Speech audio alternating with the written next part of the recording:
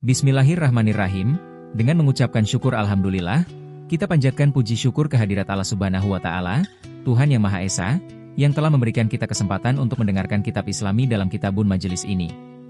Pembahasan kali ini dari kitab Al-Fath Al-Rabbani karya Syaikh Muhyiddin Abdul Qadir Jailani.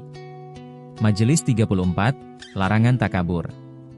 Setelah memanjatkan pujian, syalawat serta salam, Syaikh Abdul Qadir Jailani menyampaikan ceramahnya.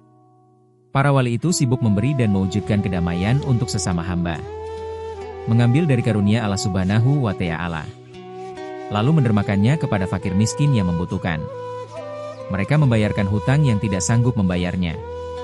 Mereka adalah raja yang tidak sama dengan raja di dunia. Raja di dunia lebih suka mengambil daripada memberi. Mereka mengambil sesuatu dari tangan Al-Haq Azza wa Jalla, bukan dari makhluk. Usaha yang dilakukan oleh anggota badannya adalah untuk makhluk, demikian juga perjuangan yang dilakukan oleh hatinya. Mereka berderma karena Allah Subhanahu wa Ta'ala. Bukan karena mengikuti hawa nafsu, atau untuk mendapatkan pujian atau sanjungan. Tinggalkanlah sikap takabur terhadap Al-Haq Azza wa Jalla, lepaskannya sikap sombong terhadap sesama manusia. Sikap tersebut adalah sikap raja-raja yang kelak Allah akan membenamkan wajahnya ke dalam neraka. Apabila engkau marah kepada Allah Subhanahu wa Ta'ala, artinya engkau tengah bersikap sombong kepadanya.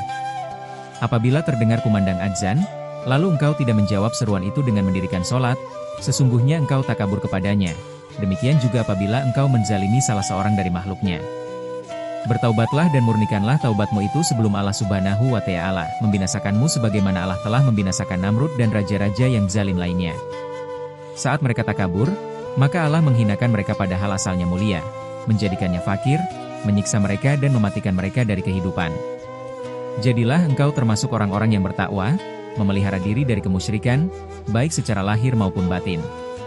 Kemusyrikan yang lahir adalah dengan menyembah berhala, sedangkan kemusyrikan batin adalah dengan menggantungkan diri kepada makhluk dan menganggap bahwa mereka dapat memberi manfaat dan mendatangkan madarat.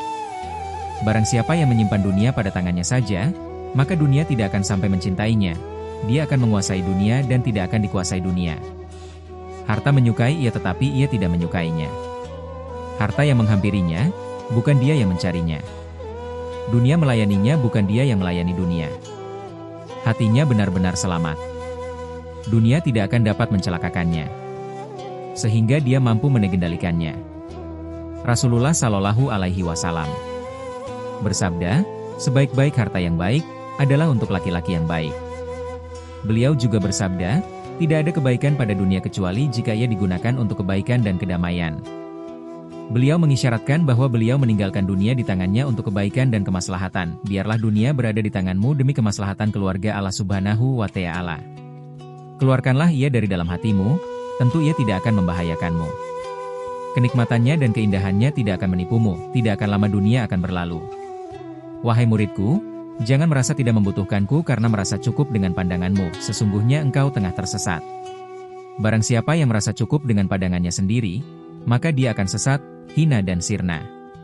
Apabila engkau merasa puas dengan pemikiranmu maka hidayah dan perlindungannya diharamkan atasmu. Sebab engkau tidak masuk dan menghilangkan sebab-sebabnya. Engkau mengatakan, aku tidak membutuhkan ilmunya para ulama. Engkau mengaku sudah memiliki ilmu, lalu di manakah pengamalannya? Tidak ada pengaruhnya pengakuanmu itu. Karena pengakuan ilmu harus dibuktikan dengan pengamalan, keikhlasan dan kesabaran dalam menghadapi ujian, tidak gentar, teguh pendirian dan tidak mengadu kepada makhluk. Apabila engkau buta, bagaimana bisa engkau mengaku melihat? Apabila engkau tidak mengerti, bagaimana bisa engkau mengaku mengerti? Bertaubatlah kepada Allah Subhanahu wa Ta'ala dari semua pengakuanmu yang dusta. Hendaklah engkau senantiasa bersamanya dan tinggalkanlah segala sesuatu selain dia. Berpalinglah dari segala sesuatu dan carilah Zat yang menciptakan segala sesuatu. Janganlah menjadi orang-orang yang lemah, putus asaan binasa. Engkau harus mengendalikan hawa nafsumu sehingga ia menjadi jinak dan engkau akan marifat kepada Tuhan. Setelah itu, barulah engkau berpaling kepada yang lain. Dengan tetap mengikuti kehendaknya dan senantiasa bersama dia di dunia ataupun di akhirat. Engkau harus bertakwa dan menyendiri dari selain dia. Hendaklah engkau teguh dalam mematuhi segala perintah dan larangannya. Wahai kaum laki-laki dan kaum perempuan, sungguh akan bahagia orang yang pada dirinya terdapat setitik keikhlasan, setitik ketakwaan, setitik kesabaran, dan setitik rasa syukur. Sungguh aku melihat Engkau benar-benar dalam keadaan bangkrut. Ya Allah, lunakanlah hati kami untuk menerima keputusan dan takdir MU. Ya Allah, marifatkan kami kepada Engkau sehingga kami dapat mengenal Engkau. Ya Allah, fanakanlah kami dari segala sesuatu selain Engkau, pertemukan kami dengan Engkau. Ya Allah, berilah kami manfaat dari apa yang kami katakan, dan berilah mereka manfaat dari apa yang mereka dengar dariku.